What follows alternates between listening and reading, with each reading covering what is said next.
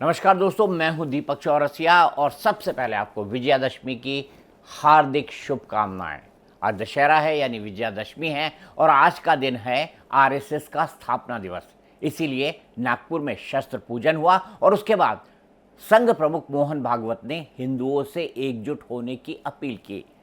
दरअसल ये आरएसएस का स्थापना दिवस भी है और इस बार आरएसएस 100वें वर्ष में प्रवेश कर रहा है, इसीलिए ये और खास हो जाता है। अपने लगभग 1 घंटे के भाषण में उन्होंने अंतर्राष्ट्रीय परिस्थिति, समाज के लिए क्या खतरा है, हिंदुओं को एकजुट होना चाहिए, गणेश उत्सव पर बरसाए जा रहे पत्थरों की भी बात की। ये भी बात की कि जनसंख्या का असंतुलन देश को किस तरह से खराब कर रहा है। आपको याद है ना, हाल ही में शिमला में क्या हुआ था? यही बात तो हो रही ना, बाहर से कौन कौन लोग आ रहे हैं, मस्जिद बढ़ती जा रही हैं और वहाँ पर शॉप्स की संख्या बढ़ गई है। आज उन्होंने इसी जनसंख्या असंतुलन की बात की और घुसपैठ की बात की। देखिए, संघ प्रमुख का ये बयान उस वक्त आया है जब योगी आदित्यनाथ भी कह चुके हैं बटेंगे तो कटेंगे। बड़ा स्ट्रांग स्टेटमेंट है। उन्होंने बांग्लादेश के संदर्भ में कहा था कि ये भारत में नहीं होना चाहिए। कमोबेश यही बात संघ प्रमुख कह रहे हैं कि हिंदुओं को कट्टरपंथ के मुकाबले खड़ा होना होगा और खड़े होने के लिए पहले एकजुट होना होगा। लेकिन ऐसी क्या असाधारण परिस्थितियां हैं देश के सामने, मैं एक एक करके आपको समझाऊंगा। बटेंगे तो कटेंगे, योगी जी ने तो कहा भी, लेकिन प्रधानमंत्री ने भी इस शब्द का इस्तेमाल किया, बांटने वाली सोच। प्रधानमंत्री ने कहा कि ये जो बांटने वाली सोच है ना, मैं उनका एग्जैक्ट कोड भी आपको पढ़ के सुनाऊंगा। ये जो बांटने वाली सोच है ना, अगर हम बटेंगे तो वो लोग महफिल सजाएंगे जिन्होंने हमें बांटा है। हाल ही में आप नया नैरेटिव देखते हैं ना, हिंदुओं जाति जनगणना कराइए, हिंदुओं को जातियों में तोड़ दो, हिंदुओं को एकजुट नहीं रखना है तो जातियों में बांट दो, जिस तरह से 1931 में अंग्रेजों ने किया था। उन्हें 2 तरह की डिवाइड रोल की है, एक हिंदू और मुसलमान में करा दिया, दूसरा हिंदुओं में उन्होंने कई जातियां बनवा दी, तो वो आपस में लड़ते रह गए और दूसरी तरफ क्या हुआ आप सब जानते हैं।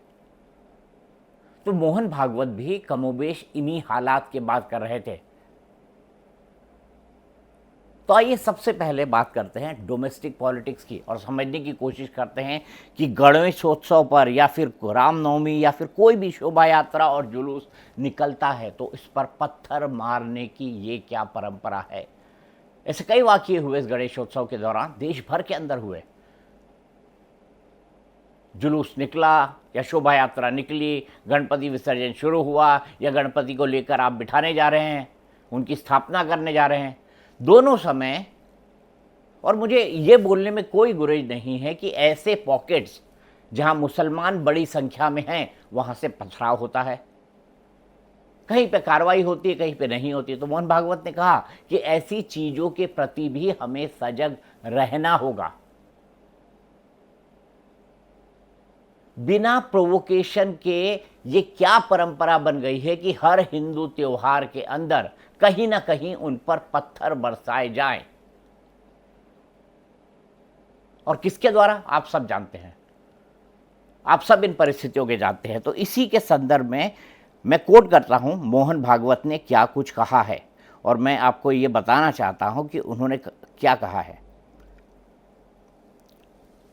उन्होंने कहा हिंदू समाज पर अकारण नृशंस अत्याचारों की परंपरा को फिर से दोहराया गया। ये कोड जो है ये बांग्लादेश के बारे में है। अच्छा, मैं पहले मेन पॉइंट्स बता देता हूँ। उन्होंने क्या कहा, देश में मौजूद चुनौतियों पर उन्होंने चर्चा की। उन्होंने डीप स्टेट, वोकिज्म और कल्चरल मार्क्सिस्ट को सांस्कृतिक परंपराओं का शत्रु बनाया। उन्होंने कहा हमारी फिलॉसफी तो वसुदेव कुटुंबकम की है, हमारी फिलॉसफी को एग्जिस्टेंस और सह अस्तित्व की है ना, हमारी फिलॉसफी है।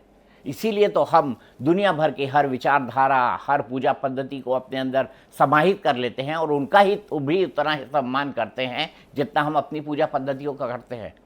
लेकिन कुछ लोग तो ऐसा नहीं करते ना। ये सवाल तो उठेगा ना, ये सवाल तो सोचना पड़ेगा हमें। और भागवत ने बांग्लादेश में हिंदुओं पर हो रहे अत्याचारों पर कहा और कहा कि हिंदुओं को एकजुट होना चाहिए। अब यहाँ पर जो सबसे बड़ी और सबसे महत्वपूर्ण बात है वो उन्होंने डोमेस्टिक संदर्भ में बोली। उन्होंने कहा समाज के एक विशिष्ट वर्ग पर आक्रमण करना, ये विशिष्ट वर्ग हिंदू है। मैं आपको इसको डिकोडिफाई कर देता हूँ, क्योंकि अगर आरएसएस प्रमुख इस शब्दों में बात करने लगे तो फिर पता नहीं, आपको पता नहीं कितना हल्ला होगा। तो समाज के एक विशिष्ट वर्ग पर आक्रमण करना यानी विशिष्ट वर्ग पर हमला करना, भ्रम पैदा करने का प्रयास करना, ये तो गुंडागर्दी है, होता है ना कि भाई हमारे पे अत्याचार हो गया, एक इंसिडेंट होगा उसको पूरी दुनिया में ऐसे प्रचारित किया जाएगा कि दुनिया में कोई भी इंसान जो भारत में रह रहा है जिसकी राइट विंग आइडियोलॉजी नहीं है वो सुरक्षित नहीं है। यह तो गुंडागर्दी है। इसको उकसाने के प्रयास होते हैं अथवा योजनाबद्ध तरीके से किया जाता है।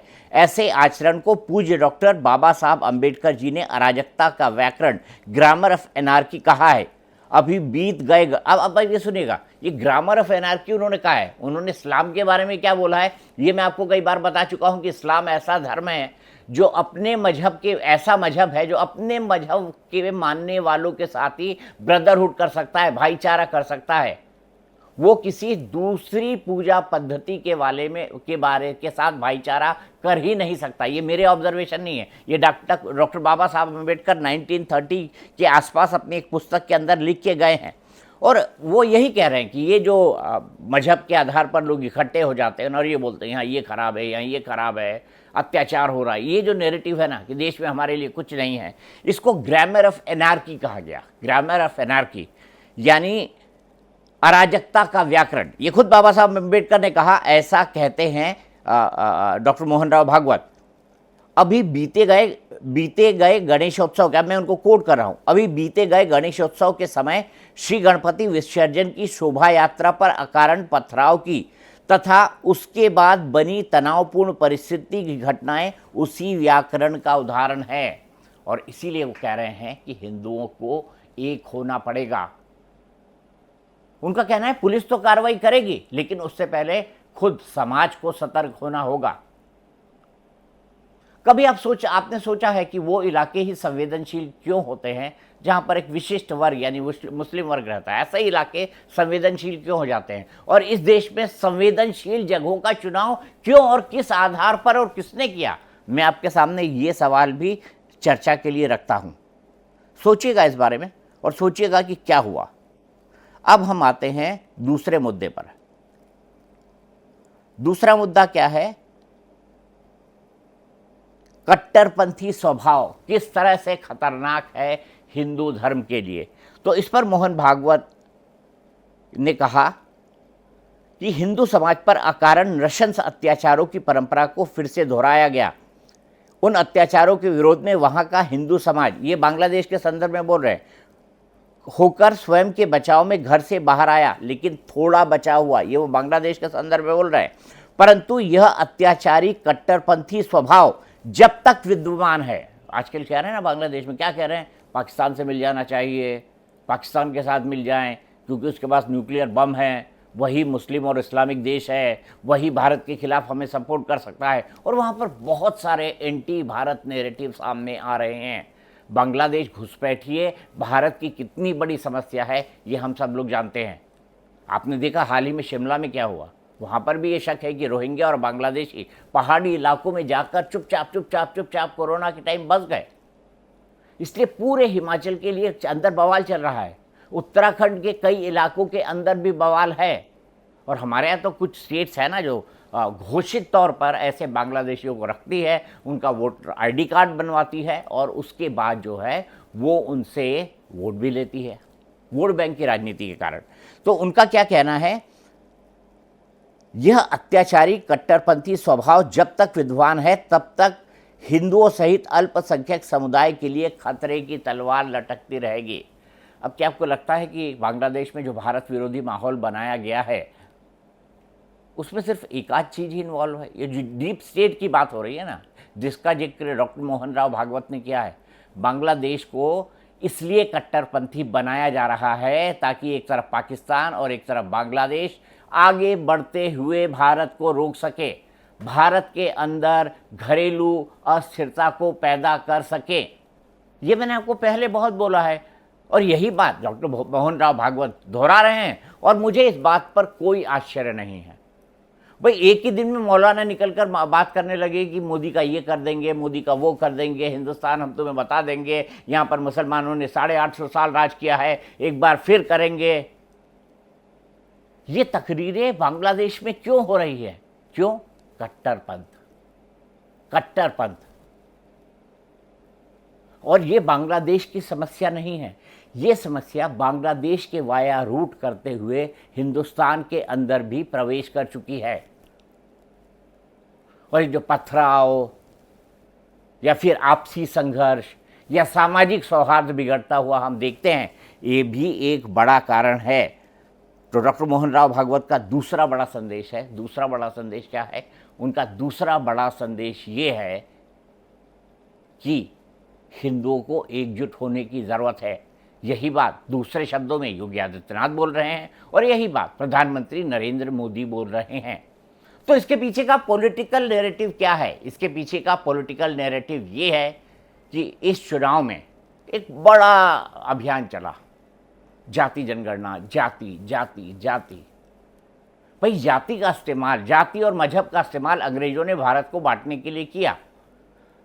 एक बार मंडल के वक्त जाति आई, अब घूम फिर के वहीं पर आ गए हैं, क्योंकि राहुल गांधी को, जो उनके अल्ट्रा लेफ्ट के मित्र हैं, उन्होंने समझा दिया है कि अगर राष्ट्रवाद, विकास और हिंदुत्व की काट करनी है तो आप हिंदुओं को जाति के अंदर वोट बांट दो। आंशिक सफलता भी मिली उनको उत्तर प्रदेश में, महाराष्ट्र में। हालांकि महाराष्ट्र में मानता हूँ वहाँ पर ये सिंपैथी शरद पवार और उद्धव ठाकरे के लिए थी और उसका फ़ायदा कांग्रेस उठा ले गई, लेकिन हो तो रही है ना ये कोशिश। इसीलिए प्रधानमंत्री कह रहे हैं कि अगर हम बटेंगे तो हमें बांटने वाले महफिल सजाएंगे। आपने सुना ना किस तरह से अवधेश प्रसाद को घुमाया जाता रहा, ये बता के कि देखिए ये समाजवादी है, बीजेपी को हरा के अयोध्या से जीत कर आया है। अगर मैं ये कहूँ को इस बहाने से हिंदुओं को लगातार चिढ़ाया जाता रहा तो भी गलत नहीं होगा। और हरियाणा के चुनाव परिणाम इस बात का संकेत हैं कि ज़्यादातर लोगों को जो कुछ बदला है 2024 के बाद वो अच्छा नहीं लग रहा है।